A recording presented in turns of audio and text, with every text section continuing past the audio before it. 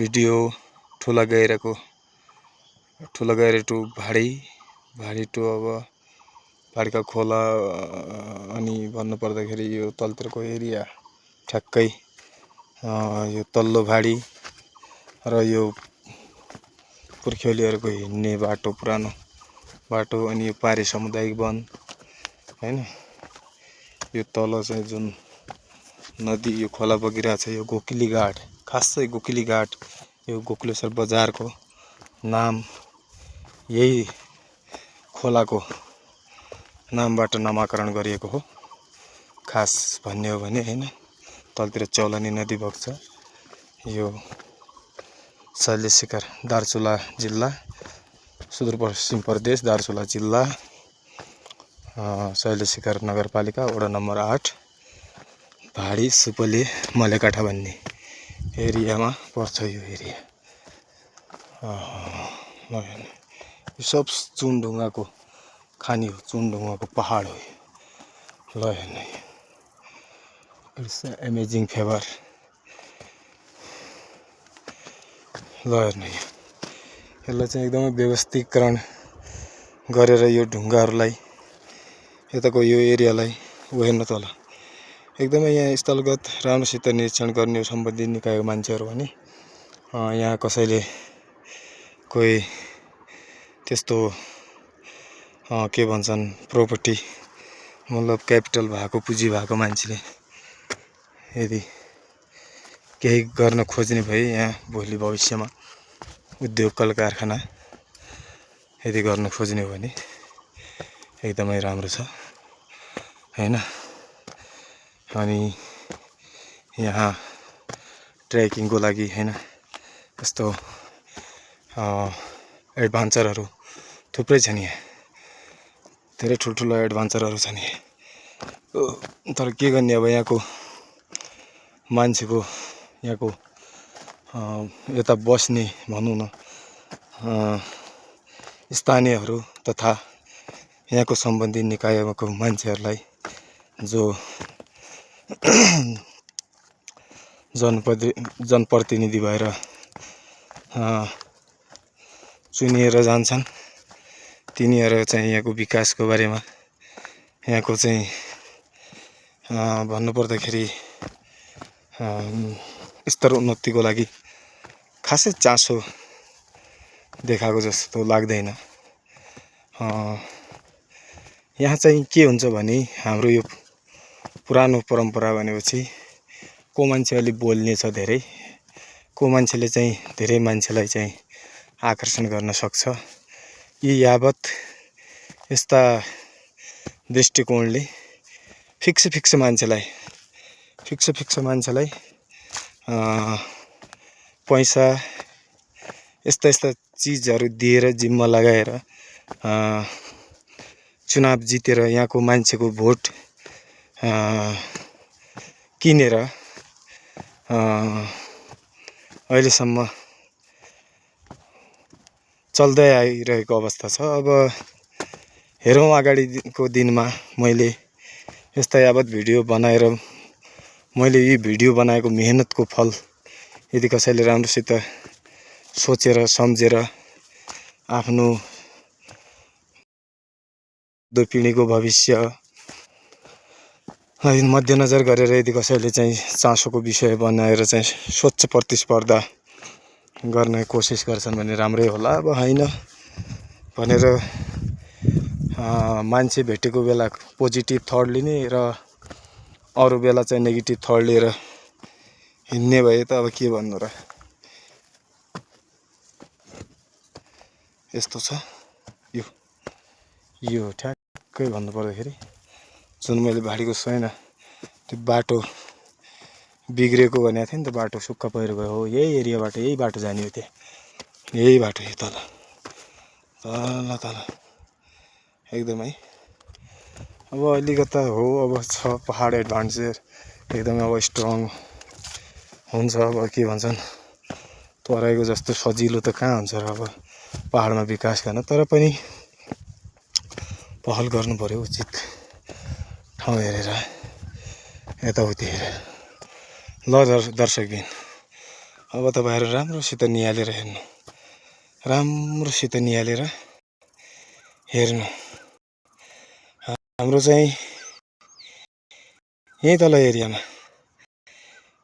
एरियामा यो जो धानको बिउ रोपिएको देखिया छ नि, छरेको, योभन्दा तलतिर चाहिँ कति किलोवाट समथिङ म बिर्सेँ अहिले, त्यो जलविद्युत लघु जलविद्युत आयोजनाको पावर हाउस यही तल हो।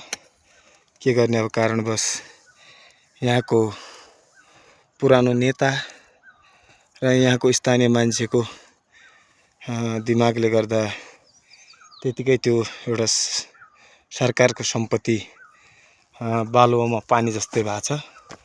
के गर्ने अब त्यसलाई राष्ट्रिय प्रसारण लाइनमा जोड्न सके भए त अलि राम्रो हुन्थ्यो। बरु यहाँको पानी चाहिँ उल्टा सिँचाइ लाने हो, ठिक हो, तर एउटा सम्बन्धित गरेर गर्नुपर्ने। तर अब गोकुलेश्वर बजार एरियामा चाहिँ यही खोलाको पानी लगेर भोलि अब यहाँ स्थानीयहरूलाई चाहिँ घट्ट पिन्नलाई, मतलब यो मकै पिन्ने, गहुँ पिन्ने इत्यादि यो गर्ने घट्ट पानीबाट चल्ने, त्यो घट्टै चलाउन मुस्किल पर्ला जस्तो अवस्था भइसकेको छ। र यो जो मैले बस्ती भनेको थिएँ 200-300 हाराहारीको जो छ ठुलो पपुलेसन, त्यो चाहिँ यही एरियातिर हो।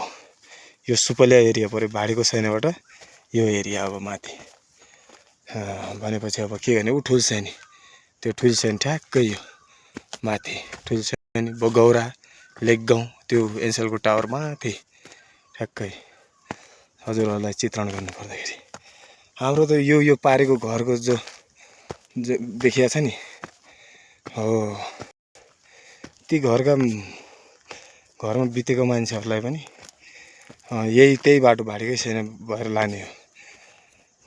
यो लासलाई लान पनि यस्तो हम्मी पर्छ, के गर्ने, साह्रै दुःख दर्दनाक कहानी छ यो एरियाको। धेरै पुरानो बस्ती हो, लगभग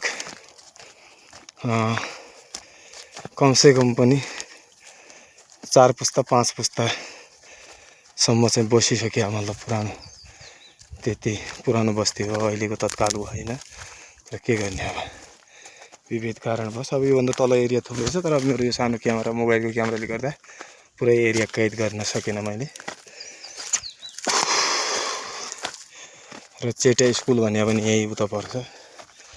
ल हेर्नु ठ्याक्कै समुद्रमा यस्तो छ,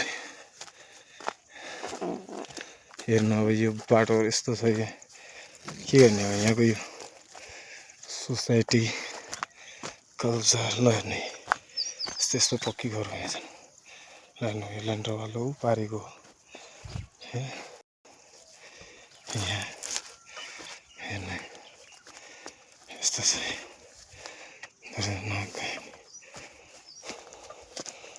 यहाँ हाम्रो गौरीशङ्कर काकाको घर आयो। फर्स्ट अब हेर्नु त 3 फ्लोर उठाएको घर छ नि तल बस्ती छ त हो। कसैले सोचे होला यहाँ भिडियो त्यत्तिकै बनाएको छ, भिडियो अचुवातालमा बनाएको छ भनेर, त्यस्तो होइन। यहाँ बस्ती छ। यो बस्तीबाट जान हेर्नु, यो बस्तीबाट प्रशासनिक कामको लागि जानु त्यही भाडीको छैन र तल जङ्गलाबाट त्यो एरिया हिँडेर जानुपर्छ। हेर्नु अझै छन् तलतिर 10-15 घर योभन्दा तल। अब यो विविध कारणले अब यो भौगोलिक कारण यस्तो छ, त्यही भएर बाटो चाहिँ जहाँसम्म तलतिरको विषय हो। अब माथि बस्ती तलतिर छ बढी, अनि अब रोड चाहिँ मात्रै लिएर कुनै काम पनि छैन। यो गोकुल बत्तिजको घर आयो र यहाँको चाहिँ के भन्छन् मेन जुझारु गोकुलदेव जोशी, उहाँ चाहिँ यहाँको जुझारु युवा विकास होस् भन्ने चाहने। हेर्नु अब यो माथिल्लो सुपले जो 3-4वटा घर छ भनेको छ नि मैले, हो त्यही यही माथि हो। अब त्यो माथि 2-3टा घरलाई चाहिँ मेन बाटो लगेर त्यहाँबाट अनि तलतिर बस्तीलाई असर पर्दैन भने यहाँ बस्ती त यहाँ छ। हेर्नु यो बस्ती, यहाँ ल्यान्डरवाला घर, यहाँ ठुल्ठुला हैन उपारी अनि घट्ट खाली जमिन सिँचाइको लागि ठुलो उभोको जमिन त तल छ त ठिक छ ऊ 3टा 4टा घरलाई पनि त्यो रोक्ने रोड नदिने भन्ने हैन तर मिलाएर ट्र्याक खोल्ने सानो उनीहरूलाई पनि भन्ने हो अब तराईको जस्तो सबैको घर घरमै त पुगाउन सकिँदैन निश्चित दूरी भए पनि अलिकता सजिलो हुन्छ के गर्ने अब यस्तै छ हाम्रो यो देशको कहानी दर्दनाक इतिहास यस्तो छ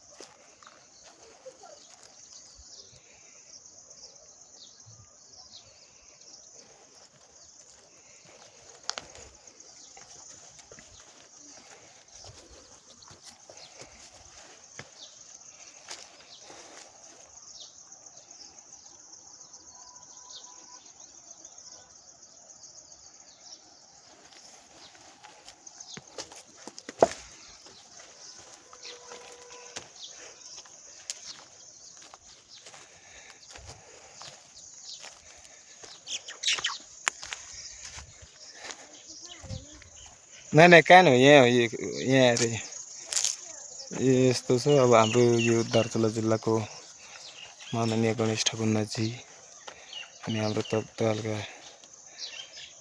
यो सरकारका सम्मान्य प्रधानमन्त्रीज्यू लगायत